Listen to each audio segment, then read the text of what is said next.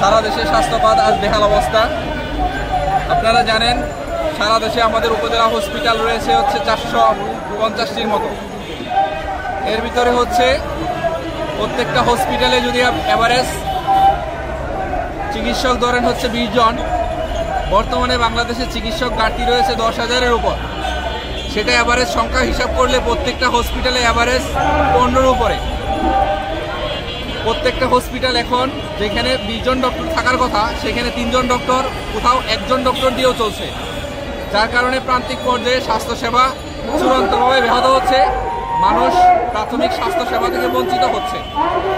উপজেলা হসপিটালগুলো ডাক্তারের পরিবর্তে প্যারামেডিক, নার্স এবং ফার্মাসিস্ট দিয়ে চলতেছে, যার কারণে মানুষ উপজেলা হসপিটাল থেকে মুখ ফিরিয়ে নিচ্ছে, প্রাইভেট হসপিটালমুখী হচ্ছে এবং মেডিকেল কলেজ হসপিটালগুলোতে চিকিৎসার জন্য ভিড় করছে, যার কারণে ফ্লোরেতে মেঝেতে শুয়ে দূর দূরান্ত থেকে মানুষ সাধারণ চিকিৎসার জন্য চলে আসতেছে।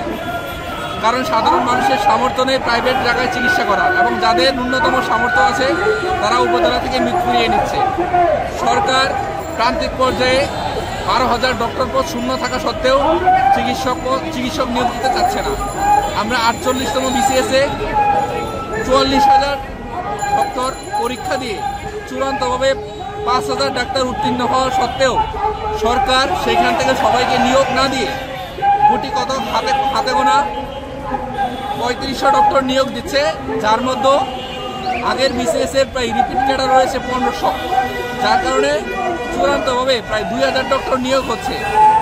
এরপরেও বাংলাদেশে প্রায় 10,000 ডাক্তার ঘাটতি আছে, যেটা এই 2,000 ডাক্তার দিয়ে কখনোই মেটানো সম্ভব না। আমরা 48তম BCS উত্তীর্ণ যারা আছি বাকি সবার নিয়োগ দাবি করতেছি সরকারের কাছে, যাতে প্রান্তিক পর্যায়ে চিকিৎসা সেবা নামে মাত্র চালানো যায়। এই দিয়ে চলবে না, কিন্তু নামে মাত্র যদি সরকার চিকিৎসা সেবাটাকে চালু রাখতে চায়, 24 ঘন্টা ডক্টর দিয়ে সেবা দিতে চায় উপজেলা হসপিটালগুলোতে, তাহলে কমপক্ষে 10 জন, মিনিমাম 10 জন ডক্টর যদি নিয়োগ দিতে চায় সরকার, তাহলেও প্রচুর পরিমাণে ডক্টরের প্রয়োজন। এখনো প্রায় 4 থেকে 5,000 ডক্টরের ঘাটতি রয়েছে, যেটা সরকার চাইলেই পূরণ করতে পারে, কিন্তু সরকারের আমাদের সর্বশেষ দাবি হচ্ছে আমরা 48তম BCS-এ উত্তীর্ণ যারা আছে বাকি সবার নিয়োগ দাবি করতেছি।